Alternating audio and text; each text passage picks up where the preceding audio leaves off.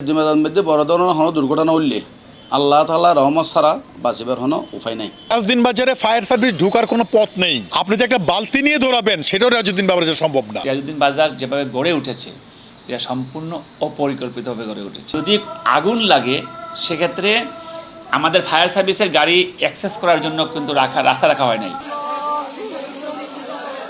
চট্টগ্রাম নগরীর বেগতুন জনবহুল ও ব্যস্ত এলাকা রিয়াজউদ্দিন বাজার। চলতি বছরের জানুয়ারির 2 তারিখ ও ফেব্রুয়ারির 8 তারিখ 2 দফা অগ্নিকাণ্ড এই এলাকাত।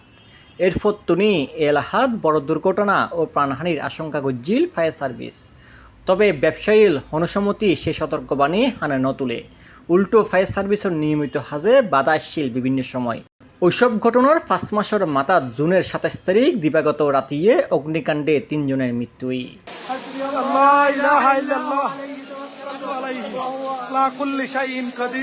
ফায়ার সার্ভিসের এক তথ্য মতে রিয়াজউদ্দিন বাজারত ছোট বড় মিলাইয়ে 78 গান মার্কেট আছে, যেরে প্রায় 15,000 দোকান আছে। রিয়াজউদ্দিন বাজার সহ আশেপাশের মার্কেটগুলোত বারবার অগ্নিকাণ্ড হইলেও পর্যাপ্ত নিরাপত্তা ব্যবস্থা নাই বেশিরভাগ মার্কেটের ভবনগুলোত। ফলে প্রতি বছরই বিভিন্ন মার্কেটত অন লাগিয়ে ব্যাপক ক্ষয়ক্ষতি হয়।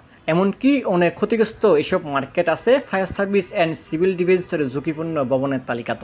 আমরা দেখেছি যে 28টা বহুতল ভবন হয়ে গেছে ওখানে, কিন্তু আমাদের ফায়ার সার্ভিসের গাড়ি যাবে না। যদি বহুতল ভবনে আগুনে আটকা পড়েন সেখানে আমাদের উঁচু মইবাহী যেটা গাড়ি আছে, আমাদের টিটিএল বলি, টার্ন টেবল লেডার নিয়ে আমরা যেতে পারবো না। এই লোকগুলা আটকা পড়া অবস্থায় ওনারা মৃত্যুবরণ করতে পারেন। ভবিষ্যতে রিয়াজউদ্দিন বাজারত বড়হনো অনের ঘটনা ঘটিলে এর ভয়াবহতা হইলেবু সে সম্পর্কে ফায়ার সার্ভিসের উপপরিচালক, নগর পরিকল্পনাবিদ ও রিয়াজউদ্দিন বাজার বণিক কল্যাণ সমিতির সাধারণ সম্পাদক জানাই, আগুনটা লাগলে আগুনটা এখানে দ্রুত ছড়াবে, কারণ যে উপকরণ নিয়ে রিয়াজউদ্দিন বাজার গঠন হয়েছে এবং যে সমস্ত দোকানে জিনিসপত্র বিক্রি হয় সবই দাহ্য বস্তু।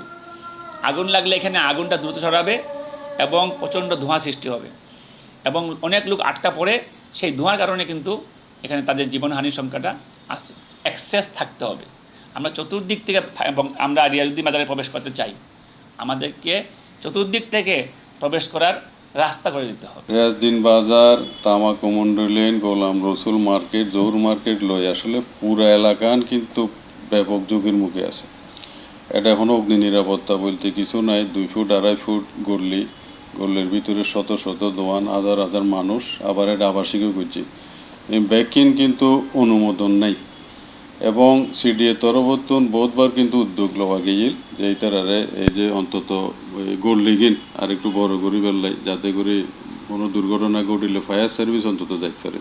কিন্তু এটার এখনো কর্ণপাত নগরের যে কোনো সময় একখান বড় ধরনের দুর্ঘটনা ঘটিতে পারে এবং এই বেউদের চট্টগ্রামের এইভাবে পুরো দেশের লাই কিন্তু একখান বড় ধরনের বিপর্যয় ডাকিয়ে আনিব।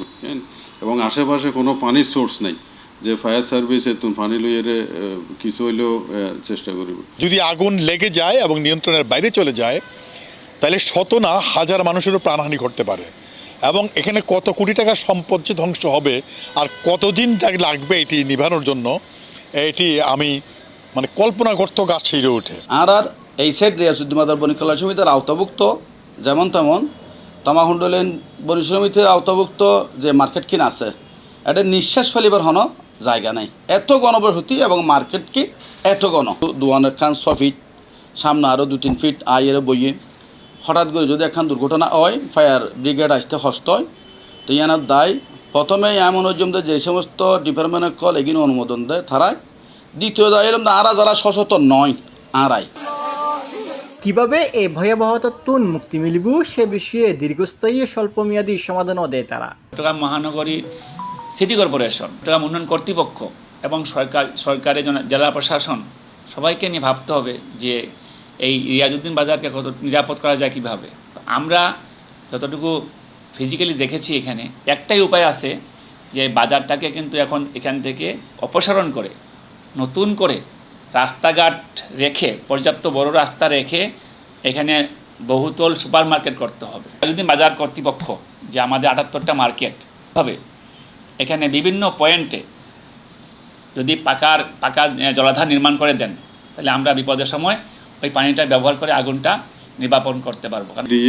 সিটি কর্পোরেশন, ফায়ার সার্ভিস এবং পুলিশ যৌথভাবে টাস্ক ফোর্স গঠন করে এই পুরো এলাকার অগ্নি নিরাপত্তা কিভাবে নিশ্চিত করা যায়, আপৎকালীন সময় কিভাবে মানুষের যানমালের নিরাপত্তা নিশ্চিত করার এনেকান কর্মপন্থা গ্রহণ করিব এবং এই আইনের কঠোর একখান বাস্তবায়ন গ্রহণ করব। তারা বাধ্যকরণ করিব যে এই বেসিক জিয়ান অগ্নি নিরাপত্তা অন্তত প্রত্যেক দোকানত উগ্র ফায়ার এক্সটিংগুইশার এবার কিন্তু বহুতবার পাওয়া গিয়ে তারা নৌনের।